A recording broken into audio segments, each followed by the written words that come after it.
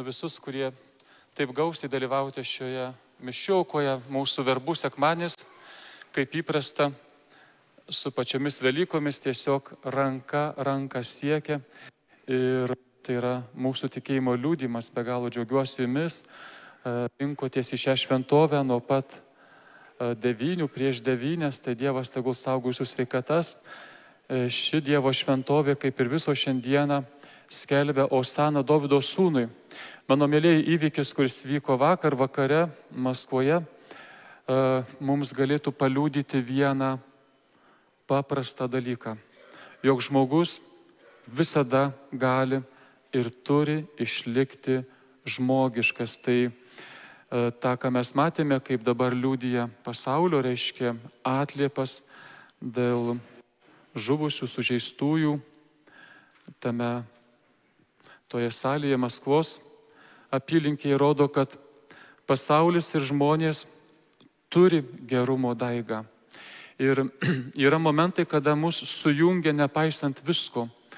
Ir nuostabus iš tikrųjų Ukrainos vadovų atsakas, kad politinius dalykus mes sprendžiame mūšio lauke, o ne taikių gyventojų gretose. Ir nors kaip bebūtų, dabartinis Rusijos vadovas tikrai turi savo tą juodą dėmę, kuri rodo jo tamsumą ir mūsų visų Europos pasaulio žmonių širdys, bei ir Amerikos valstijos savaitė prieš davė signalus, nepaisant visko, kad gelbėtųsi. Tai žmogaus širdis prieš blogį turi būti visada sukoncentruota ir vieninga. Ir tai yra mūsų žmonių grožis ir didybė. Mes turėtume būti visada, nepaisant ko, atsiradus blogiui, kartu kovoti. Turiu nuostabius liudijimus ir žmonės pasakojate jūs patys, kaip, pavyzdžiui, nebendravote su kaimynė, kaimynų.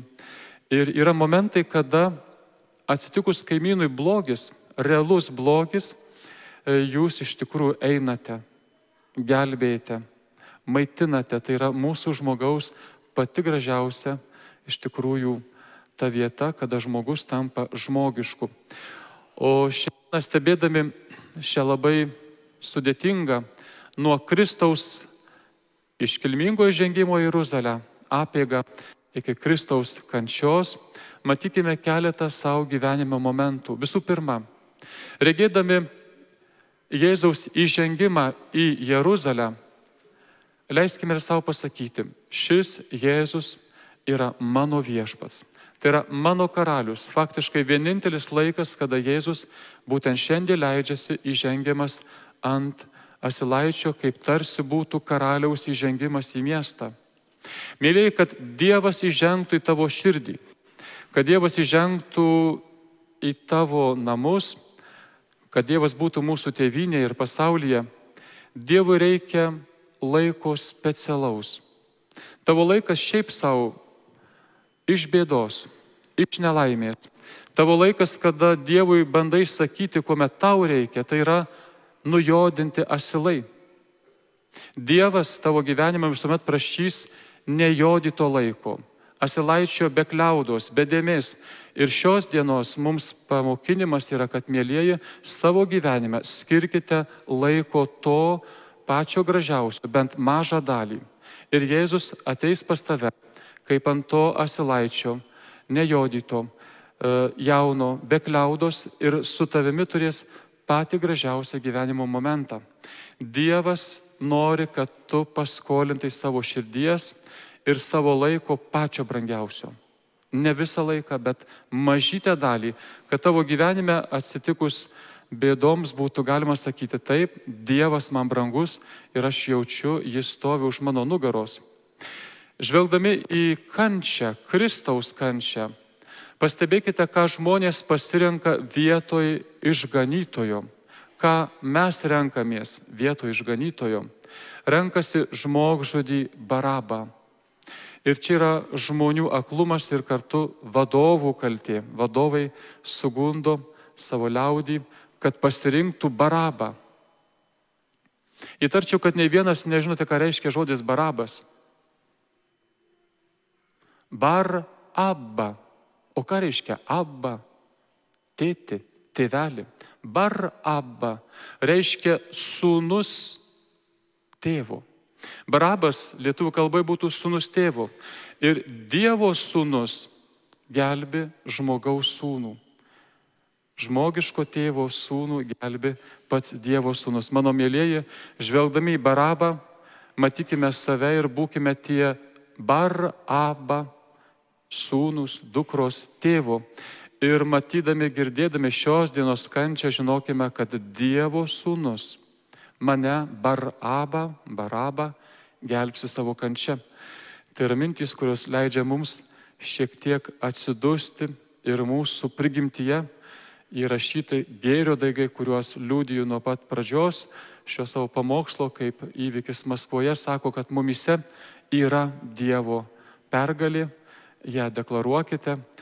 Apeigos, kurios atsiveria priešais jūs su tridieniu, ypač Velykų šventimu, tegul būna tas laikas, kurio leisite Dievui įeiti pas jūs su švariu jūsų laiku, dovanotų laiku, pačiu gražiausiu laiku, kad tikėjimas būtų mūsų tikrai svarbi mūsų gyvenimo vieta, galbūt net pati pagrindinė.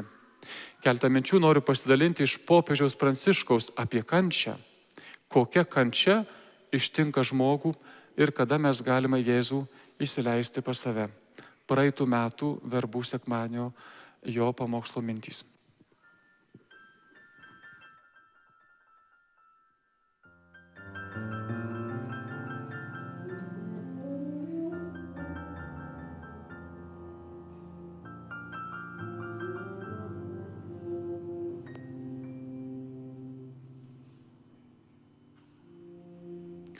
Mano Dieve, kodėl mane apleidai? Tai šauksmas, tai vieninteliai Jėzaus ištarti žodžiai ant kryžiaus. Mėlyje, mes esame kančios paslaptyje. Tai Dievo sūnus patiria apleidimą. Jam atrodo, kad šią akimirką dangus uždarytas. Atrodo, kad atsidūrė ties tamsiausia riba. Jaučia, kaip viskas dūžta, kaip žlunga bet koks tikrumas. Ir mėlyje, iš mūsų taip pat lūpų įsiveržia tada skausmingi žodžiai kodėl. Kodėl? Šventam rašte žodis apleisti. Apleisti reiškia žlugusią meilę, atmetimą, išdavystę. Dievo sūnus savo ant pečių užsikrovė visus šiuos žodžio nusakomus blogius. Jis tai padarė dėl mūsų. Jis mus atjaučia iki kraštutinumo mus myli. Dievo sūnus nori būti su jumis iki galo, kad tu nebūtumei vienišas, net tada, kada nematai išeities, nematai vilties, nieko nėra šalia tavęs. Jėzau, tu esi šalia, tu esi manimi, su manimi mano nesėkmėse, kai jaučiuosi klystantis ar parpuolęs, kai nebegaliu susitvarkyti, tu esi su manimi ir mano neatsakytuose klausimuose, kodėl taip yra gyvenime. Tavo begalinė meilė, mano akmeniniai širdžiai, mano širdis tampa jautri ir aš Viešpatį taip pat gebu paguosti. Kiekviename vargstančiame, kenčiančiame, apleistame žmoguje Dievas mums prašo matyti jį patį, apleistąjį. Mylimi broliai, seserys, prašome šiandien šios malonės.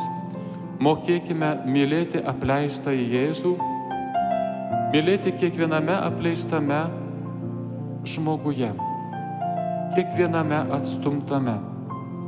Prašome malonės mokėti matyti, atpažinti Dievą, kuris šaukia būtent tų žmonių lūpomis. Neleiskime, kad jų balsai išnyktų kurtinančioje abejingumo tyloje, juk Dievas nepaliko mūsų vienų. Dėl to mes rūpinkimės tais, kurie yra palikti vieni. Tik tada būsite tikri mokiniai to, kuris apiplėšė pats save. Jis visiškai save apiplėšė dėl tavęs.